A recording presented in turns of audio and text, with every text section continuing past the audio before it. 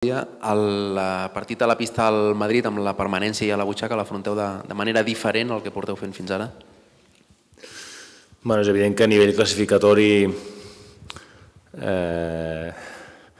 tots estem més tranquils o tenim aquest punt de tranquil·litat que ens dona el saber que el club l'any que ve continuarà a la Lliga Endesa, però nosaltres el que hem d'intentar és no perdre gens de l'atenció, de la concentració i del feeling que estem mostrant en les últimes setmanes per intentar tindre opcions davant d'un rival que poca cosa hi ha a dir. Juguem contra un equip poderosíssim que en 6 dies juga la Final Four i que segurament estan en el millor moment de la temporada.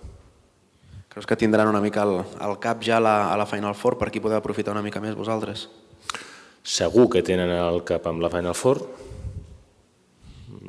no ho negarem, però també estic convençut que el partit contra nosaltres és l'últim gran entreno de qualitat que fan abans de la Final Four, amb la qual cosa estic convençut que la seva pretensió serà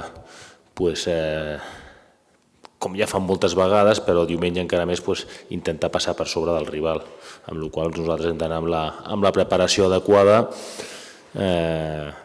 per superar i per assimilar aquestes envestides que ells ja tenen amb el seu joc i amb la seva qualitat cara al diumenge i intentar fer un partit seriós, un partit sòlid i un partit en el que tinguem opcions de victòria. Anem a això a Madrid, no anem a celebrar res, sinó que anem a intentar fer un bon partit, a gaudir del partit i a intentar posar el rival en molts problemes.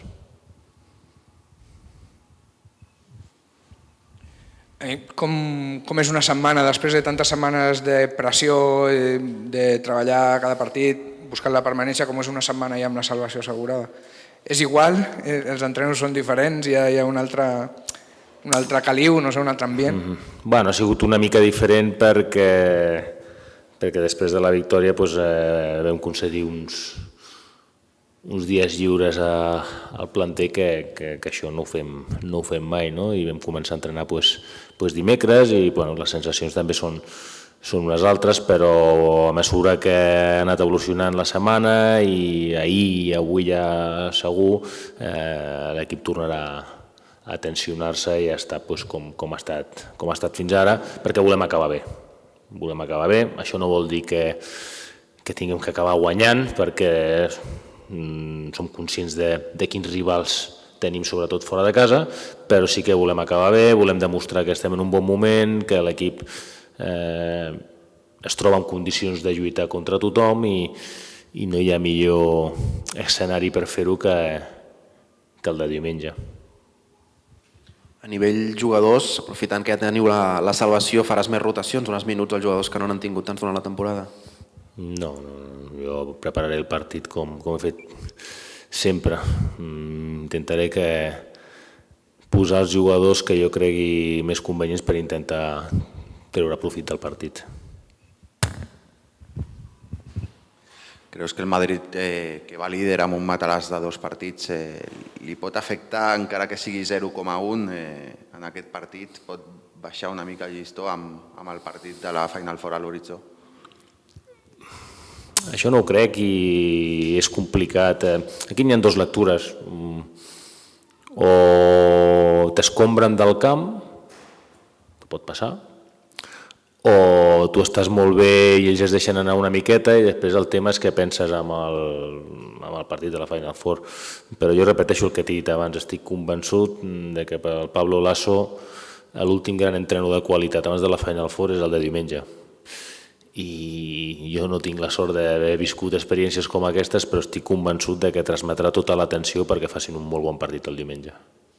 Jo m'espero al millor Madrid i m'estranyaria no trobar-me al millor Madrid. Recordo el partit de la primera volta, va ser decisiu al Rudi amb uns triples al final, el partit anava bastant ajustat fins als minuts finals. No sé, ja has dit que és un equip poderosíssim, que no hi ha res a dir, que és molt difícil analitzar-lo perquè tots són bons, però no sé si tens una especial atenció en algú o la seva manera de jugar per poder-los frenar.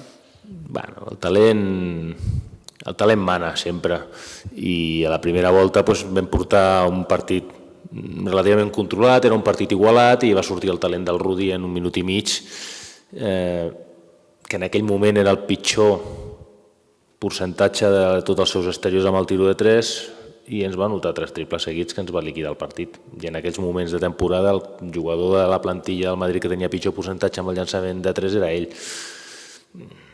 A Madrid tothom et pot fer un strip i tothom et pot desequilibrar un partit perquè per això és el Madrid i per això tenen els jugadors que tenen, no? I el talent que tenen. Amb la qual pensem en ells com a bloc, sapiguen les individualitats que tenen i ens anem a centrar més en les coses que estem fent nosaltres i que hem de continuar fent, que no pas amb les situacions de talent, que intentarem evitar-les, però bueno, allà estan.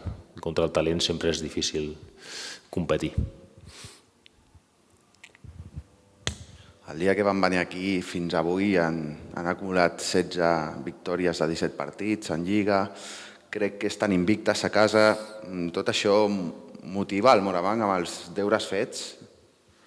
No, amb els deures i sense els deures. Si un jugador va al camp del Madrid i no va motivat i no va il·lusionat i amb ganes de fer-ho bé, és que té un problema gran, el qual anem davant d'un dels millors equips d'Europa, que és probable, i a mi m'agradaria que d'aquí a 8 dies guanyi la final de l'Eurolliga, amb la qual cosa està tot dit.